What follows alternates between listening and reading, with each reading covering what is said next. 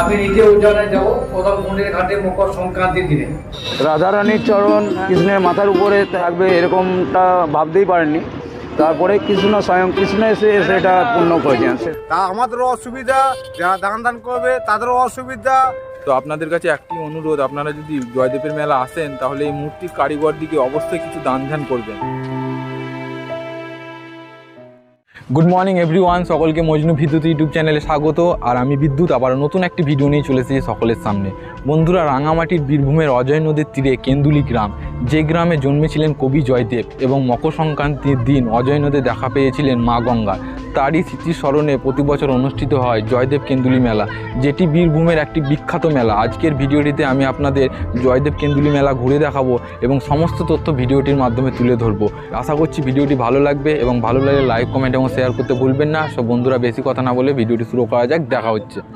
বোলপুর থেকে জয়দেব কেন্দুলি মেলা দূরত্ব হচ্ছে 30 কিলোমিটার। এছাড়া আপনারা দুর্গাপুর থেকেও আসতে পারেন। দুর্গাপুর থেকে খুব সহজে 25 কিলোমিটার রাস্তা, আপনারা বাসে করে আসতে পারেন। আপনারা যারা বোলপুর থেকে জয়দেব কেন্দুলি মেলা দেখতে আসবেন তাদেরকে কিন্তু জয়দেব মোড়ে নামতে হবে।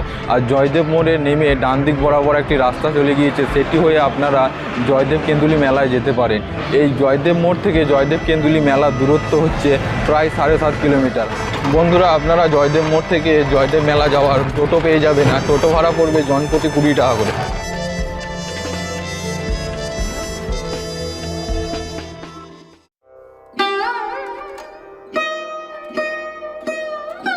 জয়দেবের কেন্দুলি মেলা থেকে আপনাদের সকলকে স্বাগত। আর আমি এখন আছি জয়দেবের রাধা বিনোদ মন্দিরের সামনে। আর এই রাধা বিনোদ মন্দিরে রয়েছে জয়দেব প্রতিষ্ঠিত রাধা মাধবের মূর্তি। বন্ধুরা, এবার আপনাদের বলি কবি জয়দেবের কথা। কবি জয়দেব জন্মগ্রহণ করেন বীরভূমের কেন্দুলি গ্রামে। দ্বাদশ শতাব্দীতে কবি জয়দেব জন্মগ্রহণ করেছিলেন। জয়দেবের পিতার নাম ছিলেন ভোজদেব এবং মাতার নাম ছিলেন বামাদেবী। শৈশবকালে জয়দেবের বাবা মা মারা গিয়েছিলেন এবং তিনি সন্ন্যাসী গ্রহণ করে দেশে বিদেশে ভ্রমণ করতে থাকেন। জয়দেবের স্ত্রীর নাম ছিল পদ্মাবতী। জয়দেব একটা গীত কবি রচনা করে লিখলেন, এসে মারা গেল খান্ডানাম মামা শিরেছি মান্ডানাম দেহি পদ পল্লব মোদারম। লাস্টে লাইনটা জয়দেব লিখতে পারেনি, শ্রীকৃষ্ণ ভগবান জয়দেবের রূপ ধারণ করেছে। লাস্টে লাইনটা আপনি লিখে দিয়ে গেলেন, স্বয়ং কৃষ্ণের দর্শন পদ্মাবতী পেয়ে গেলেন, উনি হলেন ভাগ্যবতী, আর ইনি পেলেন গঙ্গা দেবী দর্শন।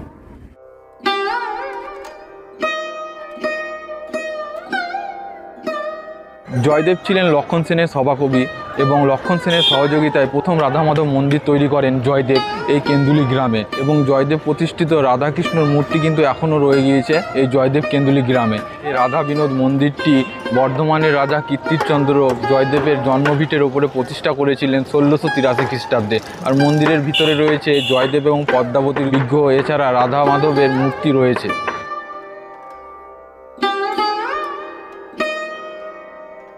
রাধাকৃষ্ণ জয়দেব শ্রীযুক্ত বিগ্রহমূর্তি রাধা বিনোদ রাধা মাধব, এটা কি জয়দেব পদ্মাবতী? এটা হচ্ছে জয়দেবের ছিল একটা বাড়ি, বাড়ির উপরে মন্দির, মন্দিরটা করেছে বর্ধমানের রাজা কীর্তিচন্দ্র বাহাদুর। কবি জয়দেব উনি এখান থেকে গঙ্গায় যেতে স্নান করতে, কাটোয়া গঙ্গা। গঙ্গা দেবী জয়দেবকে স্বপ্ন দিয়ে বললেন যে ভক্ত জয়দেব, তোমাকে এইখানে আর কষ্ট করে আসতে হবে না, আমি নিজে উজানে যাব প্রথম মন্দির ঘাটে মকর সংক্রান্তির দিনে। গঙ্গা দেবী জবাব ফুল হয়ে এসেছিলেন। জয়দেব প্রথম মন্দির ঘাটে সূর্য ওঠার আগে মকর সংক্রান্তির দিনে উনি পথ চেয়ে উঠেছিলেন। ওনার পরে এসে পড়লেন, উনি গঙ্গা দেবী দর্শন পেয়ে গেলেন। তখন উনি ছোট করে মেলা বসে গেলেন। সংক্রান্তি পয়লা দুর্গা, এই অন্নছত্র বস্ত্র বিতরণ ওই জয়দেব করে গেছেন, সেইটা এখন বড় আকারে হয়ে গেছে। আশ্রম করে 3 দিন খাওয়া দাওয়া থাকা ফ্রি, বাইরে থেকে যা কালেকশন করে যায় তারা এখানে দান করে যায়। 3 দিন কিন্তু 10 টাকা ব্যয় হয়ে যায়। এটা এই জয়দেবের মহিমা। বন্ধুরা, আপনারা মন্দিরের সামনে কিন্তু এই জয়দেব কেন্দুলি সম্পর্কে অনেক বই পেয়ে যাবেন। মকর সংক্রান্তির দিন কিন্তু এখানে প্রচুর মানুষের সমাগম হয়, আর এই মন্দির দর্শন করা কিন্তু সম্ভব হয়ে ওঠে না। আমি আজকের ভিডিওটিতে আপনাদেরকে মন্দিরটি দর্শন করে দেখাবো। বন্ধুরা, রাধা বিনোদ মন্দিরের সামনে আপনারা একটা সেন্ট্রাল গভর্নমেন্টের পোস্টার দেখতে পাবেন, সেখানে কিন্তু মন্দির সম্পর্কে সমস্ত তথ্য রয়েছে। আমি আপনাদেরকে সেটি দেখাচ্ছি এখন। বন্ধুরা, মন্দিরের সামনে একজন শ্রীকৃষ্ণকে দেখতে পাবেন। আপনার নাম কি? দেবদাস দাস বৈরাগ। না, আমি 12 মাসই থাকি এখানে। আচ্ছা আচ্ছা, তিলকি করি আমি। আচ্ছা আচ্ছা। প্লাস আমি বহুরূপী ইয়েতে আছি। আপনার তো আই কার্ড আছে হ্যাঁ দেখছি। অবশ্যই। ঠিক আছে, অনেক ভালো লাগলো আপনার দেখা করে। রাধা বিনোদ মন্দিরের পাশে রয়েছে জয়দেব তিলোত্তমা সেবাশ্রম সমিতি, সেখানে আমি প্রবেশ করব এবং আপনাদেরকে আস্তে আস্তে ঘুরে দেখাবো।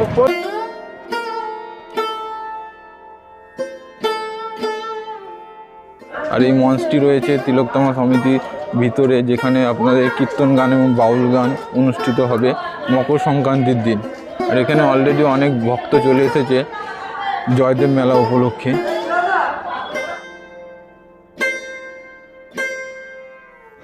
বন্ধুরা, রাধা বিনোদ মন্দিরের পাশে রয়েছে তিলোত্তমা স্মৃতি মন্দির, যেটাকে আমি ঘুরে দেখাবো। মন্দিরের ভিতরে রয়েছে জয়দেব এবং পদ্মাবতীর একটি বিগ্রহ, এর সঙ্গে সঙ্গে রয়েছে রাধাকৃষ্ণের একটি বিগ্রহ। এছাড়াও রয়েছে আমাদের রাম সীতার একটি বিগ্রহ এবং বজরংবলী শ্রী হনুমানের একটি বিগ্রহ তিলোত্তমা স্মৃতি মন্দিরে। রাম ও সীতার মূর্তির পাশে রয়েছে তিলোত্তমা স্মৃতি মন্দিরের প্রতিষ্ঠাতা শ্রীমতী তিলোত্তমা দেবীর মূর্তি। বন্ধুরা, রাধা বিনোদ মন্দিরের পাশেই রয়েছে নির্বাক আশ্রম, যে আশ্রমটি 1860 সালে প্রতিষ্ঠা করা হয়েছিল।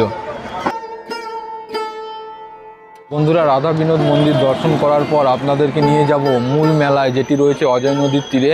তো আমরা আস্তে আস্তে যাব। মন্দিরের সামনে একটি রাস্তা চলেছে, সেই রাস্তা হয়ে আমাদেরকে যেতে হবে মেলায় যাওয়ার রাস্তা। দুই দিকে কিন্তু আপনারা এরকম ছোট ছোট দোকান দেখতে পাবেন।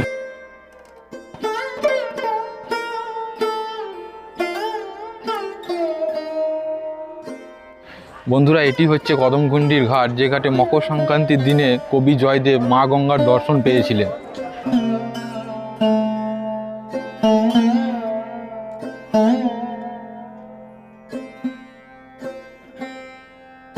বন্ধুরা, জয়দেব মেলা উপলক্ষে জয়দেব কেন্দ্রী গ্রামে অজয় নদীর তীরে অনেক আখড়ার ব্যবস্থা হয়েছে। কম বেশি হলে তাও 600 আখড়ার ব্যবস্থা করা হয়েছে জয়দেব কেন্দ্রী মেলাতে। এই আখড়াগুলিতে বাউল গান এবং কীর্তন গান হবে মকর সংক্রান্তি থেকে। এবং আপনারা যদি বাইরে থেকে আসেন, এখানে থাকার এবং খাওয়ার কিন্তু সুব্যবস্থা রয়েছে। আস্তে আস্তে আমি আপনাদেরকে ঘুরে দেখাবো সমস্ত আশ্রমগুলি। তো পারবো না, যতটা পারবো আমি ভিডিওটিতে আপনাদেরকে দেখাবো কতগুলি আশ্রম রয়েছে। বন্ধুরা, আমি এখন আছি বীরভূমে, আর আমার সামনের ওই পারটা হচ্ছে পশ্চিম বর্ধমান।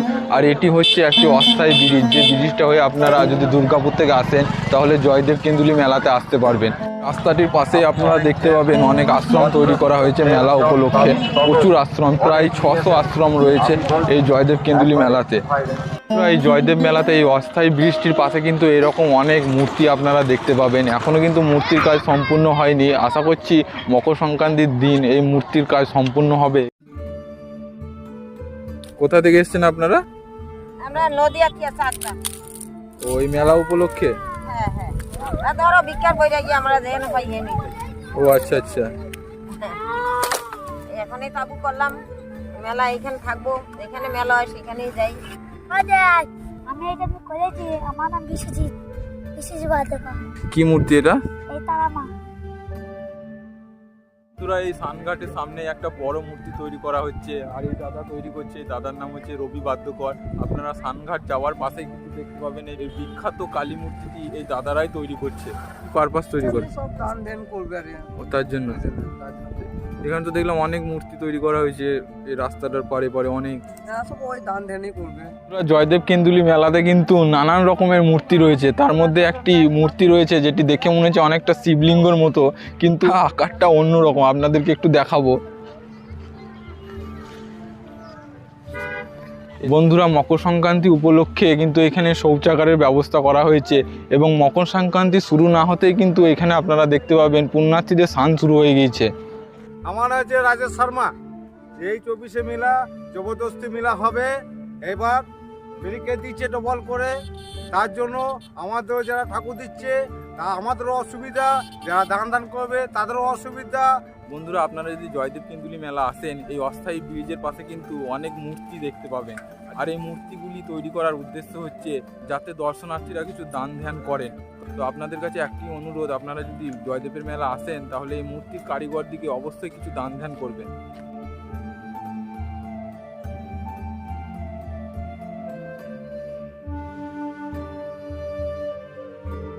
অস্থায়ী ব্রিজটির পাশে বাঁদিকে আপনারা কিন্তু বিভিন্ন রেস্টুরেন্ট পেয়ে যাবেন এরকম। সেখান থেকে কিন্তু আপনারা চাউমিন, এগরোল, বিভিন্ন খাবার আপনারা খেতে পারেন।